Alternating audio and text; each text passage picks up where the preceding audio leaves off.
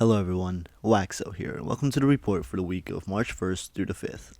This time around, I'm going to be covering just a couple of stories, but also want to talk about what's in store for the channel's future. I will be adding a huge disclaimer that things certainly can and probably will change at some point, but if and when they do, I will be transparent about it as we go along. Before I get ahead of myself though, let's first hop into the news for the 7th Waxo Report.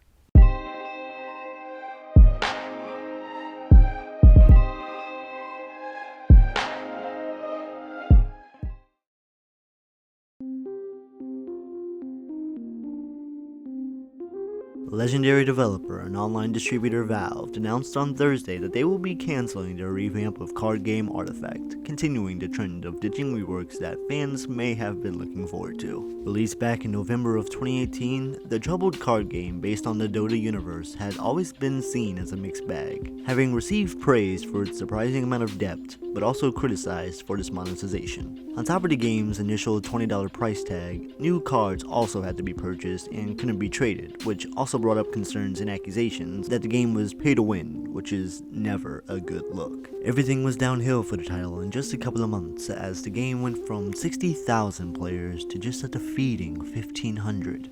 In March of 2020, Valve announced that the game would be re-examined in an effort to fix some of the huge issues people were having with it in an effort to win back players, an effort that has now since been abandoned. Valve made the announcement on the game's community page, stating that while we're reasonably satisfied we accomplished most of the game's side goals, we haven't managed to get the active player numbers to a level that justifies further development at the time. As such, we've made the tough decision to stop development on the Artifact 2.0 beta. Due to the cancellation, both the original title and the version that they were working on are now free to play for those who want to check out the game and what it could have been. As for what I have to say on the matter, as to not repeat what I said about the Anthem cancellation, is that though it's unfortunate to see a title go out like this, I think that Valve should have known better. Card games are a genre that have a hard time at getting popular and staying relevant, so dropping one that had a pretty high price point, especially when your competition is largely free to play, plus needing to pay for new cards were two fatal flaws that Valve should have had the insight to gauge as not a good look. I honestly just feel for the players here who were interested in the title and sank money into it just for it to go out like this, and hopefully games stop dropping in this state, only to offer a redux version that goes on to get cancelled down the line, disappointing those who had hopes for it. Just because it has proven to work for others in the past doesn't mean that it should be the norm. The Sinking City, a 2019 Lovecraftian horror game, finds itself in the news after developer Frogwares issued a DMCA to have the game removed from Steam on Wednesday. The game being sold was claimed to be a pirated version of the title that ex-publisher Nacon tried to profit off of. This is the continuation of a 2-year fight between the developer and publisher that initially started when Nacon was accused of not properly paying Frogwares, which caused the developer to cancel their publishing contract. The cancellation would mean that the title would be pulled from most digital storefronts where it wasn't self-published and had in fact been gone until reappearing on Steam in February of this year. What followed was both the developer encouraging players to review bomb the title before officially issuing a DMCA, which Steam has since complied with, as Frogwares has shown extremely strong evidence to indicate the version of the game was pirated, said a Valve spokesperson. This is some truly scummy behavior on the behalf of Nacon, trying to get over on a smaller developer like this and attempting to profit off of others without allowing for them to reap the rewards of their incredibly hard work, since game development is in fact really damn difficult, is absolutely repulsive behavior. It's unfortunate that it had to happen to Frogwares, but hopefully this stands out as a red flag for developers and we see Nacon either come under new management or vanish entirely after this whole mess. If you all remember, in one of the first reports, I mentioned my feelings when it comes to rumors in the industry. Though rumors in the industry are very hit or miss and more likely to be the latter than the former, some at times do seem to be a little more believable when you look at it from a certain perspective. Well, when it comes to anything Nintendo, I tend to lean heavily on that rumor being a miss. Nintendo is notoriously tight-lipped with just about everything, so when talks about an updated version of the Switch, dubbed the Switch Pro, popped up about a year or so ago, it would be safe to say that I was incredibly skeptical. However, earlier in the week, there was a report from Bloomberg about how an updated Switch is not only on the horizon, but could be coming later this year. The report also mentions that the updated console could have a new 720p OLED screen and up to 4K resolution when played docked. The reason why I'm covering this is for two reasons. One is that major media sites have taken this information and ran with it, having seen articles everywhere about this recent rumor. And two, that I agree mostly with the CNET response and that it seems about time for Nintendo to do so. Though of course there has been no news from Nintendo themselves. When you look at the upcoming titles such as Pokemon Legends Arceus, the next Zelda release, and the ever so elusive Metroid sequel, betting on Nintendo to release some sort of updated version of their ever so popular console doesn't seem like such a far-fetched idea.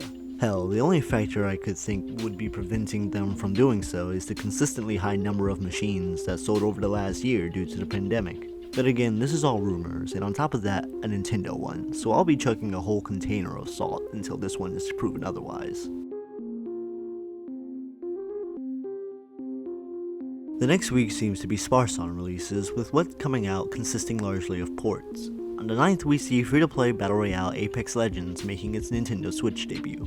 The hero-based Battle Royale set in the Titanfall universe will give Switch owners a 2-week experience boost to catch up on the ongoing 8th season, 30 free Battle Pass levels, an exclusive Pathfinder skin, and will be at the start of a brand new event centered around character Caustic, so it'll be quite an introduction for Switch players. Again, the port will arrive on Nintendo's portable console Tuesday the 9th. Also on the 9th comes the free multiplayer update to Watch Dogs Legion, the London set installment in the hacker-centric Ubisoft franchise.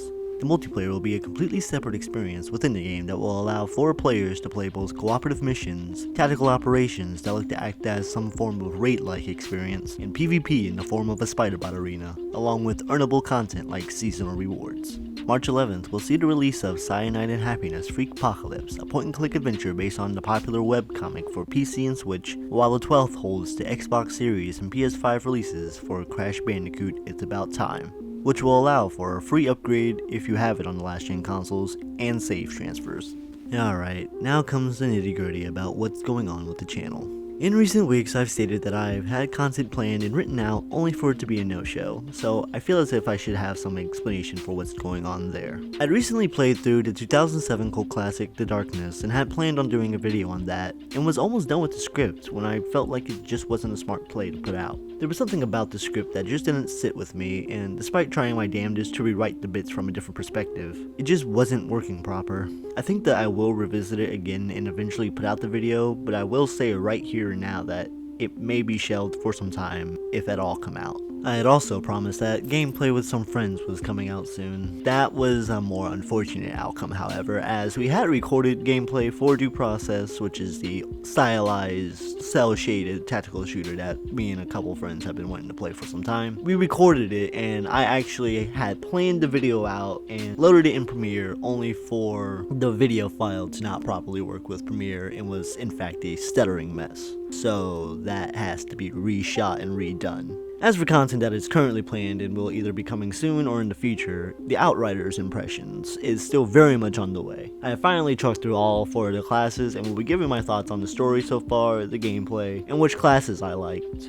I will also soon be doing a video on Mirror's Edge Catalyst, the sequel-prequel thing to the cult classic Mirror's Edge that really isn't talked about, and me being a huge fan of the original, I'm gonna tell you why. There is another huge project that I am currently in the early stages of development on that just might be my most ambitious. While I'm not quite ready to share the exact details on what that is yet, I will say that with the current direction I have in mind, it's meant to target both those who have been playing games for a long time, for those who are just getting into gaming, and for those who have never touched a video game but are looking to get into the medium. But for this week, that's all I have. I do hope that that's being transparent enough about the channel, and further hope that you all watching will stick around to see what's in store in the near future.